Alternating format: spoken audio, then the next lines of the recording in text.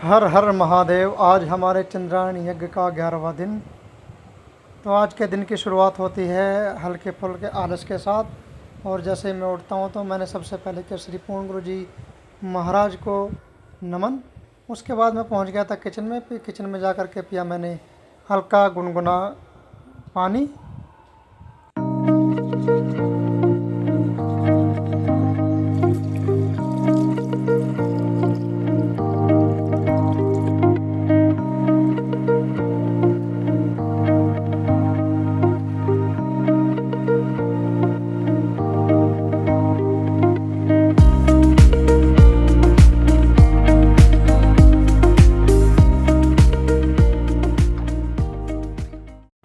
फिर पूरी तरीके से तैयार हो कर के हर रोज़ की तरह मैंने अंत पूजा की तैयारी करनी शुरू कर दी।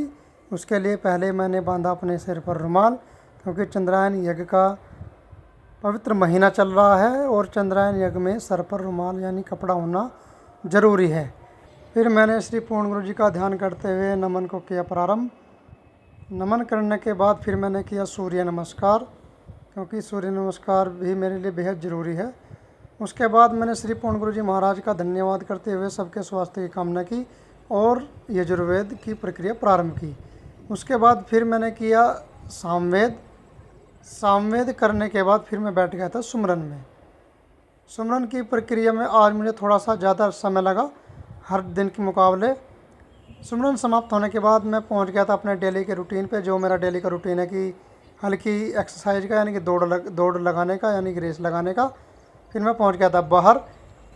फिर मैंने अपने शरीर को एक्टिव करने के लिए दौड़ लगानी कर दी थी शुरू, क्योंकि मैं अपने शरीर को एक्टिव करने के लिए डेली लगभग 1.5 किलोमीटर की हल्की फुल्की दौड़ लगाता हूँ, जिससे मेरे शरीर में बन जाती है एनर्जी यानी कि ताजगी बनी रहती है। और इस ताजगी का असर ये होता है कि मुझे पूरे दिन कुछ भी काम करते हुए आलस नहीं आता और मेरे अंदर जो एक स्टेमिना है, जो एक स्फूर्ति है, वो बनी रहती है। ये इस तरह से मैं रेस लगाता हूँ डेली। उसके बाद मैंने किया अपना एक्सरसाइज, जो मेरा डेली का रूटीन है। मैंने अपने शरीर को स्ट्रेचिंग वगैरह करके थोड़ी सी एक्सरसाइज की। एक्सरसाइज के बाद मुझे आ चुका था अच्छा खासा पसीना सुखाने के बाद मेरा जो डेली का रूटीन है यानी कि खाना बनाने का, मैं पहुंच गया था खाना बनाने के लिए। लेकिन उसी बीच में मुझे एक बड़े भाई ने कहा कि यार आपको गांव में जाना है डॉक्टर के पास, कि उनकी मेरी तबीयत ख़राब है, दवाई लेने के लिए। तो मैं पहुंच गया था गांव में। गलियों की छोटी छोटी गलियों की मैं हल्की हल्की सी छोटी वीडियो बनाने लगा और सोचने लगा कि आज इस गांव की जो लोकेशन है, इस गांव की जो गलियां हैं, अपने ब्लॉग में ली जाए। उसके बाद मैं पहुंच गया था थोड़ी देर में डॉक्टर की दुकान पर। देखा तो डॉक्टर साहब आज दुकान पर नहीं थे।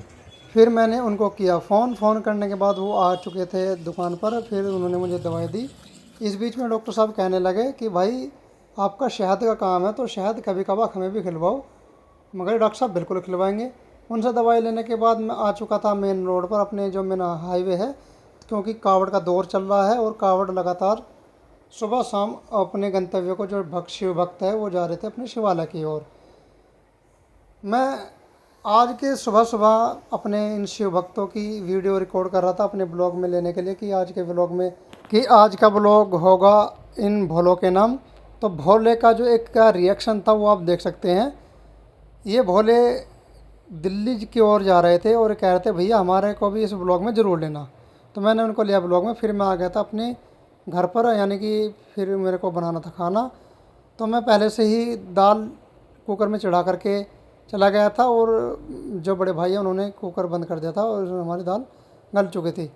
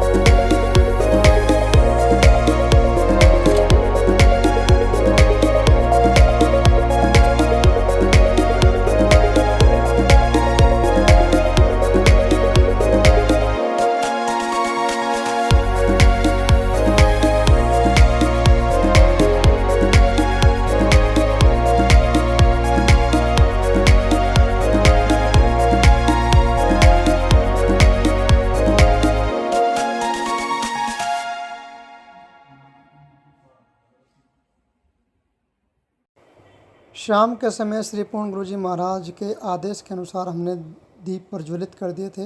उसके बाद की हमने श्री पूर्ण गुरु जी महाराज की गुरु वंदना करने के बाद हम लोगों ने किया भजन कीर्तन, क्योंकि श्री पूर्ण गुरु जी महाराज कहते हैं कि सावन के महीने में चंद्रायन यज्ञ में जितना गुरु का भजन करेंगे या गुरु कीर्तन करेंगे उतना ही ज़्यादा आध्यात्मिक और शारीरिक लाभ होगा। श्री पूर्ण गुरु जी महाराज की वंदना भजन और कीर्तन करने के बाद हम लोगों ने किया उनके श्री चरणों में प्रणाम। रात का समय हो चुका था तो मैं और मेरे एक मित्र चल दिए थे कावड़ मेले का आनंद लेने के लिए, और हमने रोड पर चलते हुए देखा तो आज बहुत ज़्यादा ट्रैफिक चल रहा था, क्योंकि अब से 2 या 3 दिन बाद ही भगवान शिव का जो अभिषेक है यानी कि जलाभिषेक है, महाशिवरात्रि है, वो आने वाली है। तो सभी शिव भक्त अपने अपने शिवालय में जा रहे थे।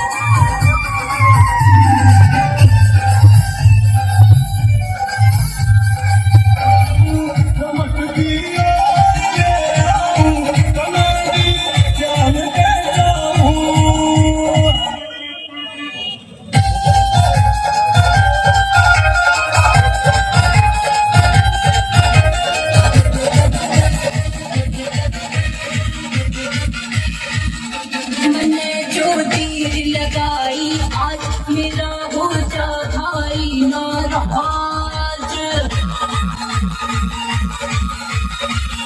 मैंने जो तीर लगाई आज मेरा हो जा भाई नाराज। बाप ने जैसे जैसे हम कावड़ मेले में आगे बढ़ रहे थे, रोड पर चल रहे थे, तो दिखाई दे रहा था साफ साफ कि गांव वाले लोग भी कावड़ का आनंद ले रहे थे और अपने अपने घरों से निकलकर रोड पर शिव भक्तों का दर्शन कर रहे थे।